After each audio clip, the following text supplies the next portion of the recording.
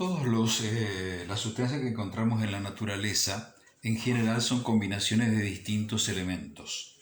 Es decir, los elementos que están en la tabla periódica son, digamos, la materia prima con la que se forman varios de los elementos, de las sustancias. Las combinaciones químicas son infinitas, prácticamente. Vamos a empezar por las más elementales para ir entendiendo después las otras que son un poco más complejas. La primera son los óxidos. Los óxidos son una combinación del oxígeno con algún elemento. Si ese elemento es metal, se llaman óxidos básicos. El óxido básico es metal más oxígeno. Y la fórmula del óxido, la fórmula genérica, digamos, es el átomo del metal, o sea, el nombre del átomo del metal, o el símbolo del oxígeno. ¿Qué significa esta X y este 2? Como subíndice del metal, del átomo de metal, va a ir la valencia del oxígeno, que es 2. Y como subíndice del oxígeno va a ir la X, que va a ser la valencia con la que está actuando el metal en ese momento. Si la combinación del oxígeno es con un no metal, van a ser los óxidos ácidos. Es decir, el no metal más oxígeno me va a dar una molécula genérica digo porque esa es la forma así con la que se presenta. Es el nombre del no metal, el símbolo del oxígeno, el símbolo del no metal en realidad, el símbolo del oxígeno, y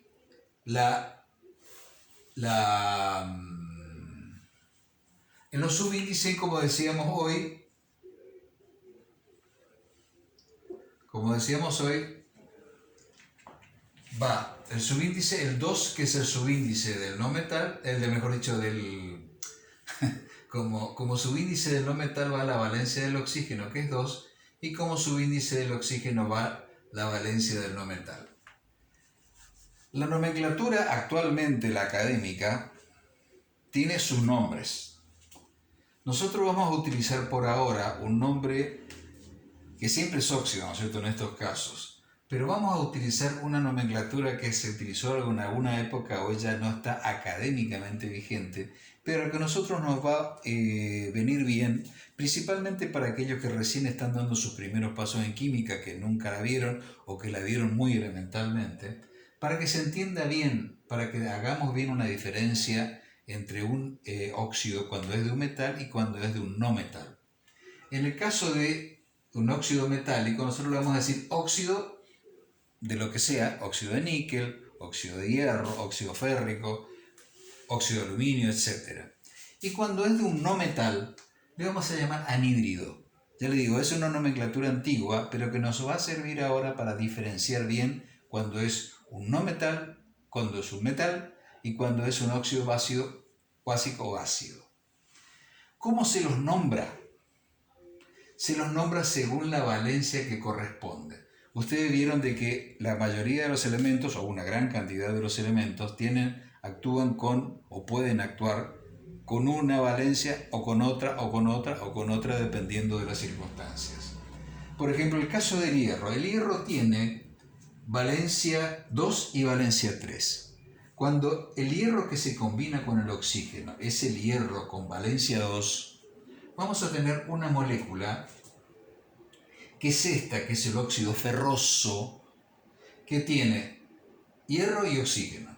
¿Por qué acá no está el sub 2 del oxígeno y el sub 2 del hierro? ¿No es cierto? De acuerdo a la fórmula genérica. En realidad están, lo que pasa es que está simplificado. Al estar los dos, se simplifica. Ahora, cuando el hierro actúa con valencia 3, ya va a ser el óxido férrico. Ven que el hierro en este caso tiene el subíndice 2 que le corresponde al oxígeno y el oxígeno tiene el subíndice 3 que es el que le corresponde con la valencia con la que está actuando el hierro. Entonces, este es el óxido férrico. Ahora, ¿qué pasa cuando es un no metal? Por ejemplo, un anhídrido, para ser anhídrido. Y busquemos uno más rebuscado un poquito, en el sentido de que busquemos uno que pueda actuar con muchas valencias. El caso del cloro, por ejemplo. El cloro puede actuar con valencia 1, con valencia 3, con valencia 5 o 7. También hay otras, pero en este caso vamos a utilizar, a los efectos de los anhídridos, vamos a utilizar solamente estas 4. Cuando el cloro, que está con valencia 1 en este momento, ¿por qué actúa con valencia 1, 2, 3, 4 o lo que sea? Es porque depende de las circunstancias, que no es en este caso todavía el momento de explicarlas a todas. Lo que sí tenemos que dejar claro es que cuando actúa con valencia 1, que lo consignamos acá con un número romano en posición supra, entonces el compuesto que se va a formar cuando este se combina con el oxígeno va a ser el anhídrido hipocloroso. Ese va a ser el nombre que va a tener que seguir.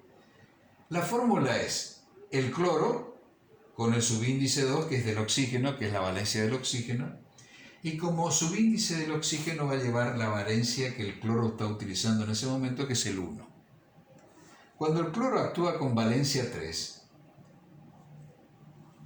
va a ser el anhídrido cloroso. En este caso, fíjense que la fórmula molecular del anhídrido cloroso es cloro sub 2, este sub 2 es por la valencia del oxígeno, y oxígeno sub 3, que es la valencia con la que está actuando el cloro en ese momento. Análogamente pasa cuando el oxígeno actúa con valencia 5, entonces la fórmula molecular del ácido, mejor dicho, del anhídrido clórico se llama en este caso, va a ser cloro sub 2, oxígeno sub 5. No es que se intercambian, no hay que interpretarlo de esa manera porque eso sería un error conceptual. Lo que ocurre, el por qué ocurre esto lo vamos a ver bien también un poquito más adelante. Pero para que quede claro, la fórmula molecular del anhídrido, en este caso clórico, va a ser cloro sub 2, que es la valencia del oxígeno, y oxígeno sub 5, este 5 viene de la valencia del cloro. Análogamente pasa con el 7, que es el anhídrido perclórico. Para que quede más claro y para que se quede fijo ya, hay que tener en cuenta el tema de la nomenclatura dependiendo de la cantidad de valencias que tiene cada elemento. En el caso, por ejemplo, si tiene puede actuar con 2 valencias, por ejemplo, el hierro puede actuar con valencia 2 o valencia 3. Por ejemplo, el cobre puede actuar con valencia 1 o valencia 2. El nitrógeno con 3 o 5 y así sucesivamente. Cuando ese elemento puede actuar con 2 valencias, cuando actúa con la menor valencia se llama oso, terminación oso. Por ejemplo, en este caso, cloroso. En este caso, ferroso, ¿no es cierto? Cuando actúa con la valencia mayor, es ico, en este caso el óxido férrico. Por ejemplo, si es del nitrógeno, si el nitrógeno se combina con el oxígeno, que puede dar el anhídrido nitroso o puede dar el anhídrido nítrico. Si actúa con valencia 3 va a ser anhídrido nítrico, si actúa con valencia 5 va a ser anhídrido, mejor dicho, si actúa con valencia 3 va a ser el nitroso, si actúa con valencia 5 va a ser el nítrico.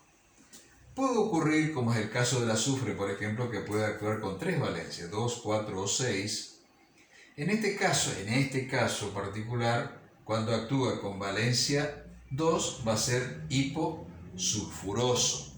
Si actúa con la intermedia, que es 4, va a ser sulfuroso. Si actúa con la mayor, va a ser anhídrido sulfúrico. Y puede ocurrir que pueda actuar con 4 valencias, que es el caso que habíamos visto recién. Cuando es con la menor, va a ser hipooso. Por ejemplo, el bromo podría ser anhídrido hipobromoso. Si actúa con valencia 3, va a ser bromoso. Si actúa con valencia 5, va a ser brómico. O si actúa con valencia 7, va a ser perbrómico. Entonces, esto es para ir teniendo una idea y hay que fijar bien este tema. Hay que fijarlo muy bien, de que cuando se arma la molécula, como subíndice del metal en este caso va la valencia del oxígeno y como subíndice del oxígeno va la valencia del metal, y análogamente ocurre lo mismo cuando se trata de un no metal. Es decir, en las fórmulas moleculares de los óxidos hay solamente 2 elementos. Uno que puede ser siempre es el oxígeno, porque si no, no sería óxido, siempre es el oxígeno, y el otro es o un metal o un no metal. Eso tiene que quedar claro.